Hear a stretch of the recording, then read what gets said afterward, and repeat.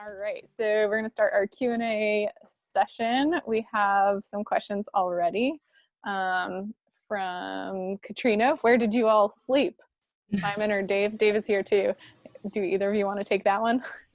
Yeah, we actually we have another video, the first one that Tessa did that's on the Rec Facebook page, where she did a tour of the boat.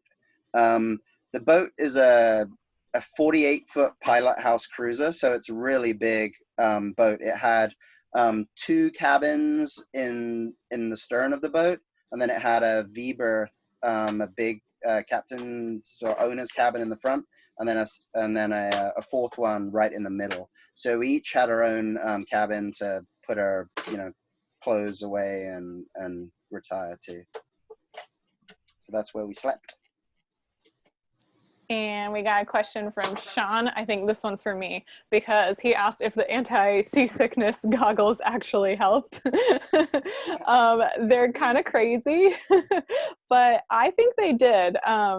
The seasickness was weird. I think Dave and Simon got it a lot worse than I did, but I had it for a much longer period of time. So I was like somewhat nauseous for like off and on for, oh yeah, there they are. Thanks, Simon.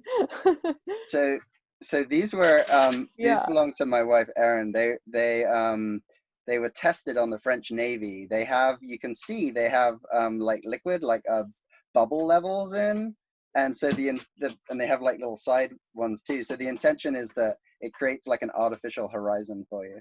So yeah, Tessa will have to tell you how well it works. That's fascinating. I definitely think that they work. Like I would be like, I'm like starting to feel a little bit nauseous, and then I would put those glasses on and then just like kind of it would sort of level it out. So I think they work. It's not like they completely prevent it, but they definitely help me manage my seasickness.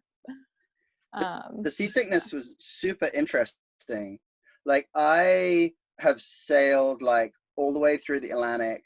I've sailed to Catalina a number of times. I've worked like below decks and stuff. Never had, well, once I like had a greasy brownie in the middle of the Atlantic and was like threw up for a second and then was totally fine.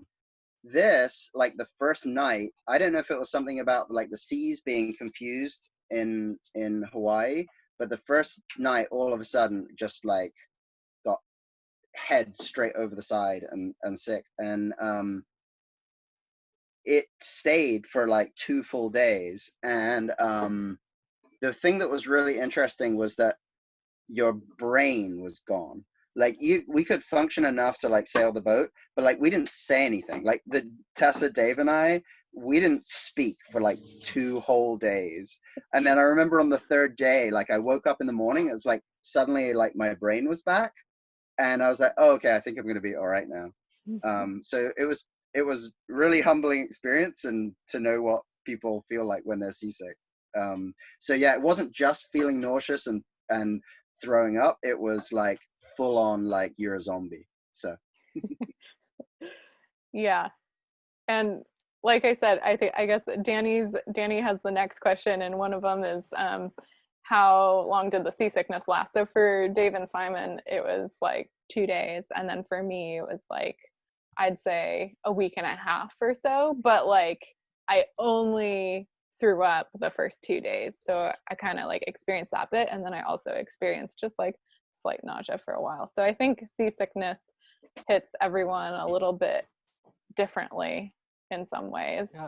I think it was weird for me that it came on fast. Like after 12 hours it was like boom, it came on, and then like the day that I was feeling better, it was like, oh, it went away. It was just like it kind of came on suddenly and left suddenly. But like Simon was saying, the mental fog cleared and everything was better.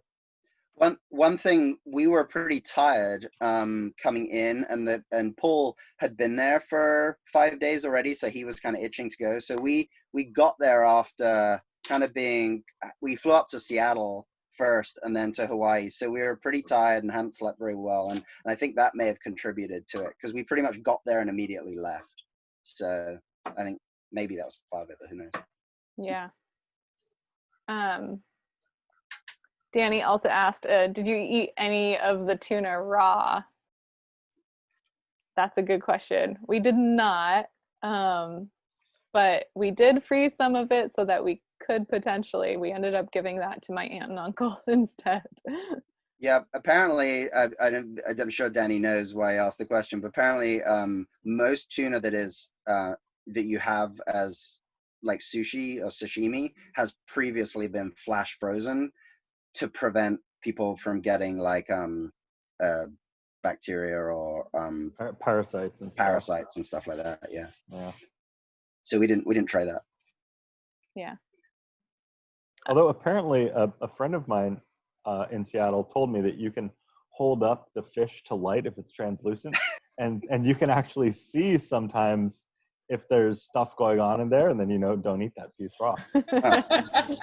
That's not something I want to test. Or take a swig of bleach first before you eat a piece of sushi. Yeah, of course. Internally. Yeah.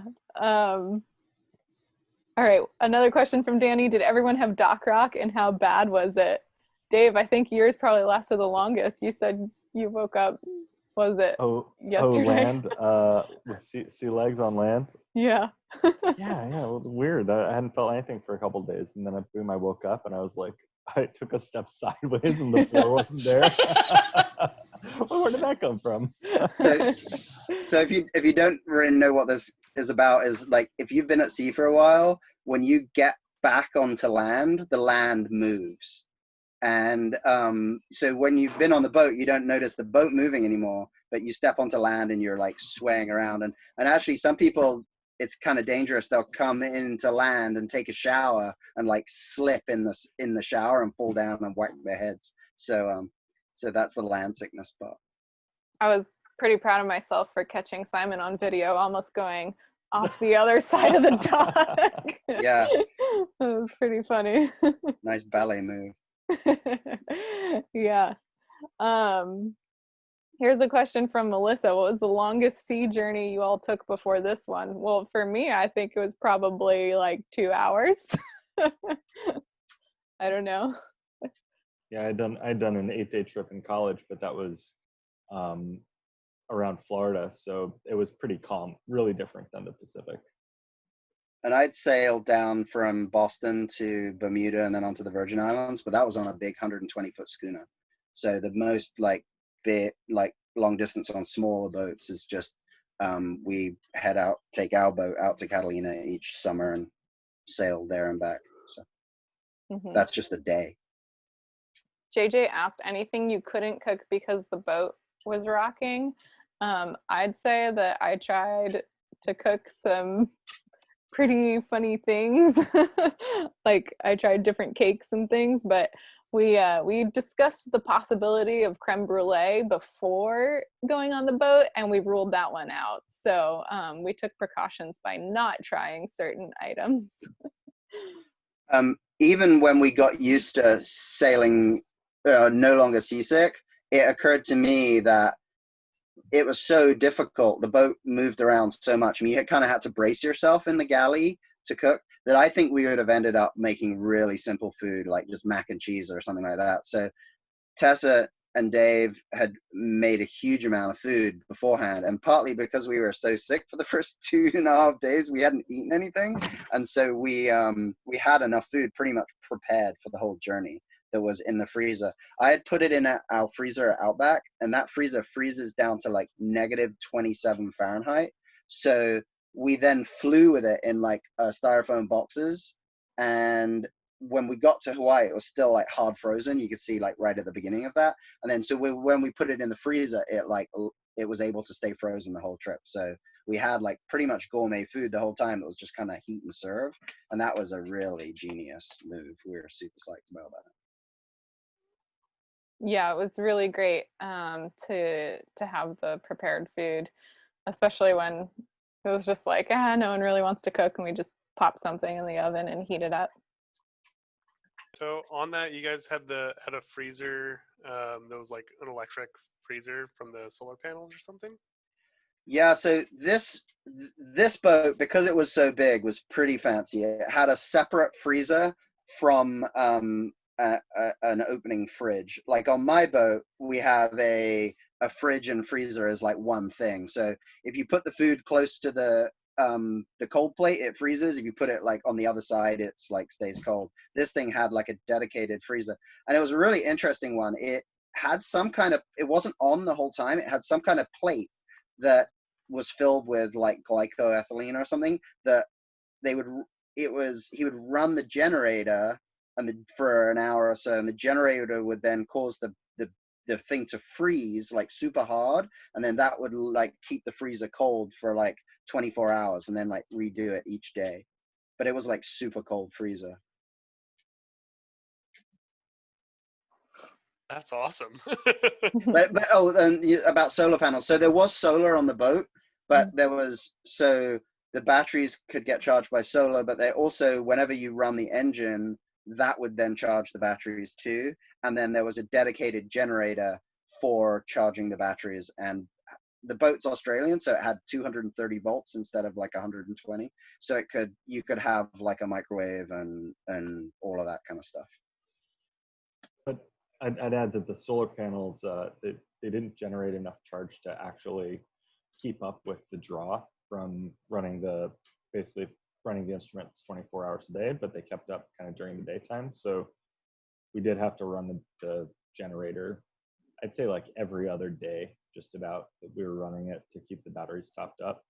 But there were some funny other electrical things in that system. Like there were 2 battery banks, and we only ever drew down the one of them, and they had done some work to the boat before, and it seemed like they didn't tie in the aft battery bank properly, because we never drew off of that, but they were supposed to be self-balancing. And so there were some funny things like that. But with the generator, it really made life pretty easy. Yeah, life was easy on the boat. I was talking to, maybe it was Denise, about like or someone else maybe, about like, oh, I just want to know more about the everyday on the boat. And it's like, what you saw in the movie was every day. We just kind of doing funny things like cabbage boat racing and different shenanigans like that. And then occasionally the lines would snap and we'd get a tuna.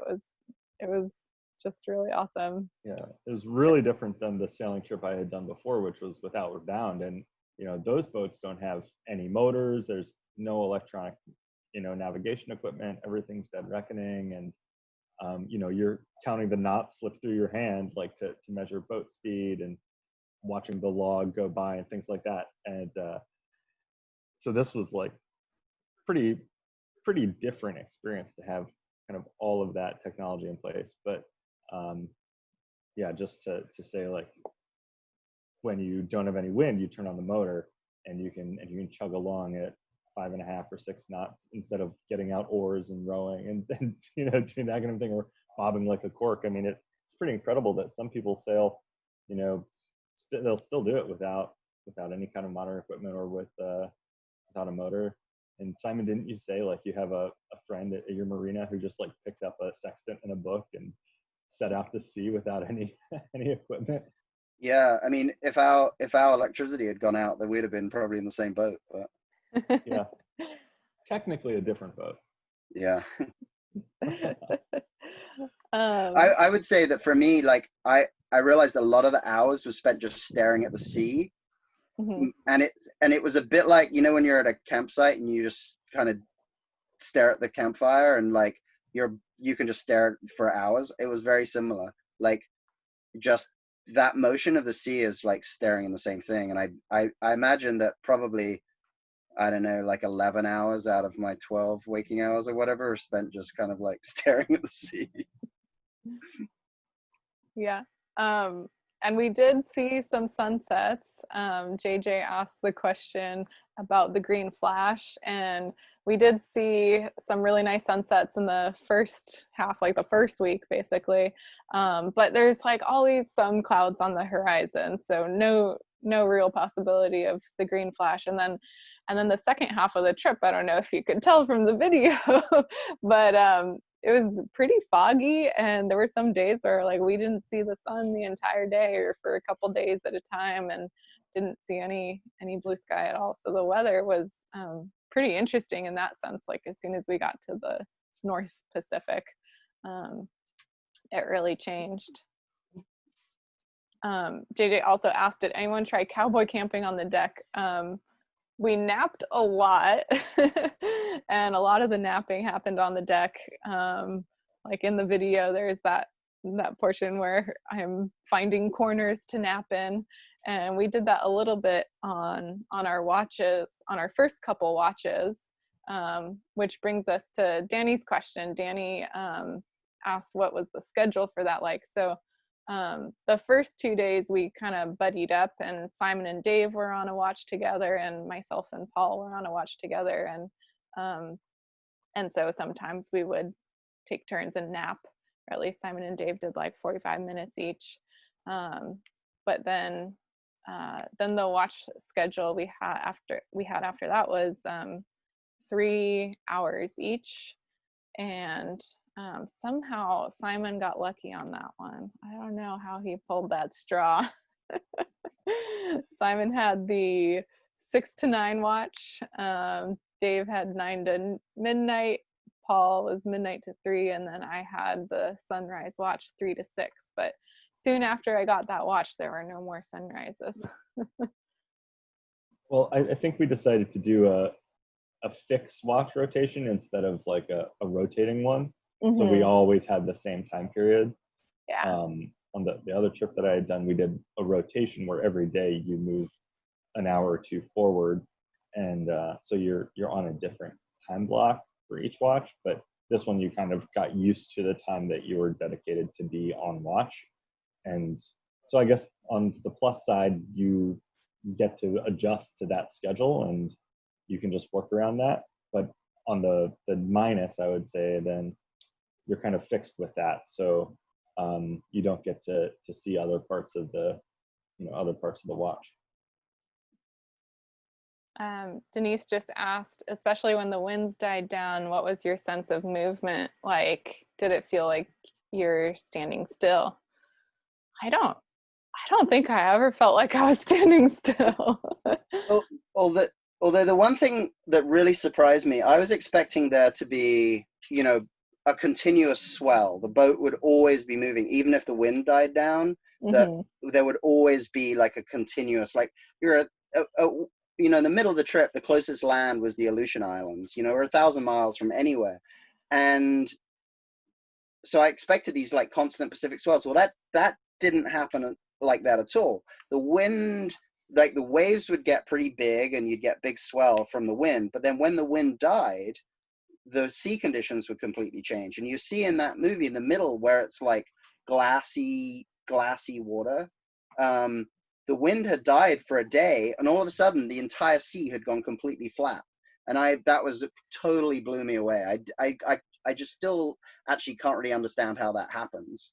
So yeah, that was kind of interesting. So at those times the boat was pretty not really moving that much.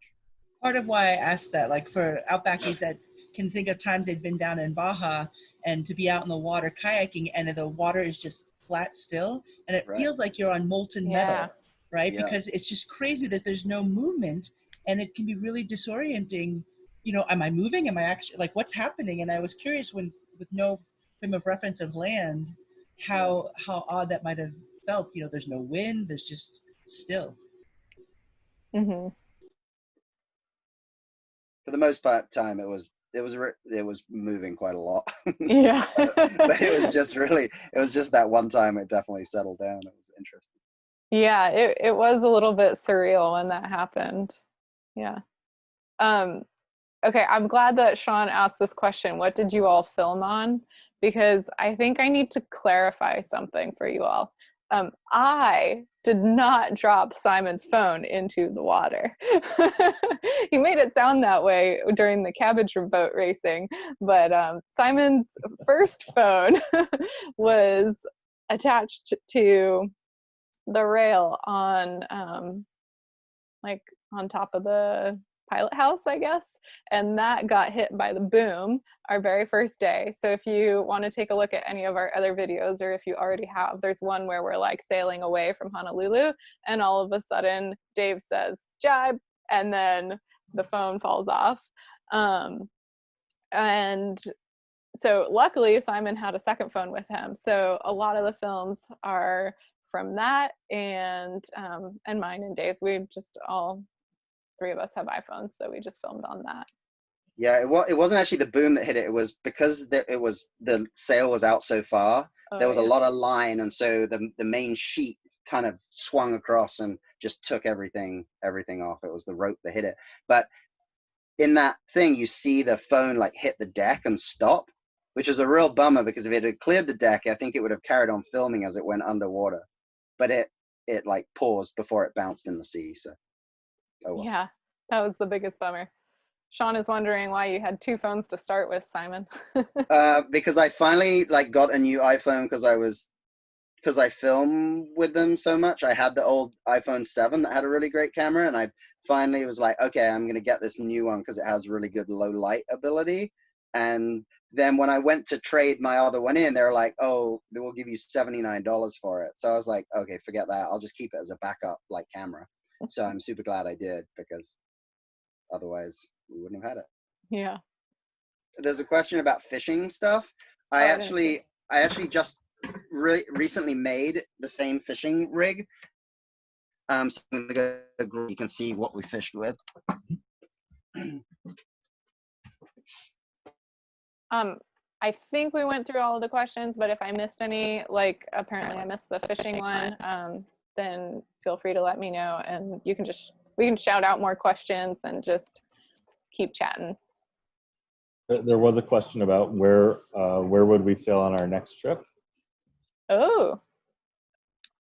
And I'm angling for Seattle to San Diego, Staff at Sea Part 2. Yeah, that's a great question. We were talking about that maybe next year. Yeah, right, exactly. Ooh, if you could spicy sailing by Point Concepcion. Yeah, tie it in with the whales, like when they're in movement. Oh, when they're migrating. That would be cool. So this, put the camera Oh, on. awesome. Yeah. This is a, I think it's called a Cuban hand reel, and it has, like, you roll the line onto it, and then one side, this side is like really shallow angle, and the other is a lip. And so this lure is let's see if I can get it in the thing. It's called a feather. So it basically like goes across the surface, and it has like the hook in the back. Anyway, so there's a length of monofilament that's about not that long, like maybe 6 or 8 feet. And then so as you run this out, then some polypropylene line,